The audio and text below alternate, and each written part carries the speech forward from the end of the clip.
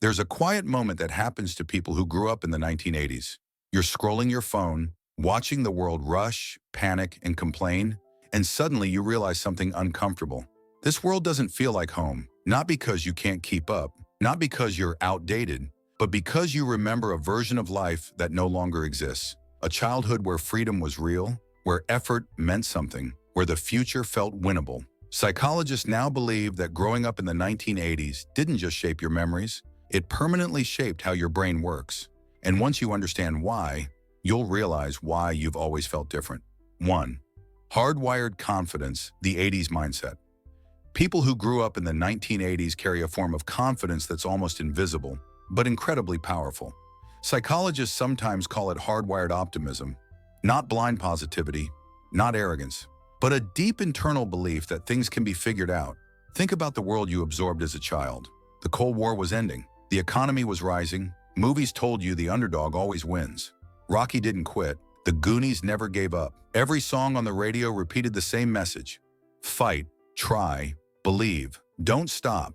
You weren't taught that life would be easy.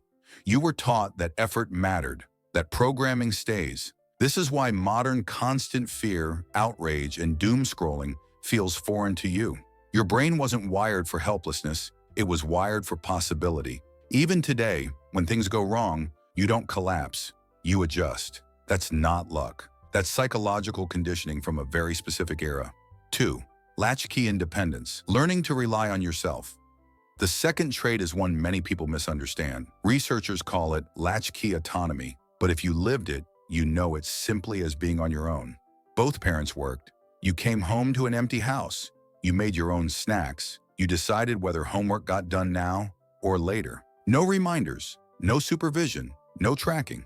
Psychological studies show that children with regular unsupervised time develop stronger internal motivation and decision-making skills. Why? Because no one is managing your life for you. You learned consequences early. You learned time management by failing first. You learned responsibility not through lectures, but through reality. That's why even now you don't need constant instructions. You don't wait for validation. You don't panic when structure disappears. Your inner compass was built early, and it still works. 3. Effort equals reward. A brain built for patience. This trait quietly separates 80s kids from nearly everyone else.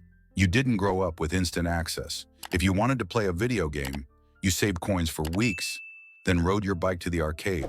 If you wanted your favorite song, you waited by the radio, finger hovering over the record button, hoping the DJ didn't talk over the intro.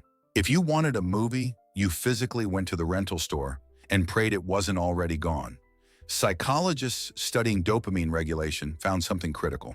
People raised with delayed, effort-based rewards develop stronger impulse control and deeper satisfaction. Your brain learned that wanting something wasn't enough. You had to earn it. That's why modern instant gratification feels empty to you. The reward system you grew up with was built for the chase, not the click. And when you commit to something today, you don't half try. You already know what effort costs, and you're willing to pay it. 4. Physical world confidence, knowing you can figure things out. The fourth trait runs deeper than nostalgia. It's called physical world confidence. You grew up when things were tangible. If something broke, it was gone. If you lost something, there was no cloud backup. If you lent something out, you might never see it again. You learned value the hard way, but it wasn't just about possessions. You navigated the world without GPS. You asked strangers for directions. You got lost and found your way back. No phone, no tracking, no safety net. And every time you succeeded, your brain logged something important. I can figure things out. That belief becomes permanent. It's why chaos doesn't scare you. Why technology is a tool, not a crutch. Why you trust yourself more than systems. That confidence lives in your nervous system, not your thoughts. 5. Presence capacity, the ability to be fully here. This is the rarest trait of all. People who grew up in the 1980s developed what psychologists now call presence capacity, the ability to be fully in the moment. The 80s were the last decade before life became content. You weren't documenting memories. You weren't curating experiences. You weren't splitting attention between living and recording. You were just there, because there was nowhere else to be. Neuroscience shows that undivided attention creates deeper emotional memory and stronger neural connections. That's why your memories feel vivid. That's why you can sit quietly without anxiety.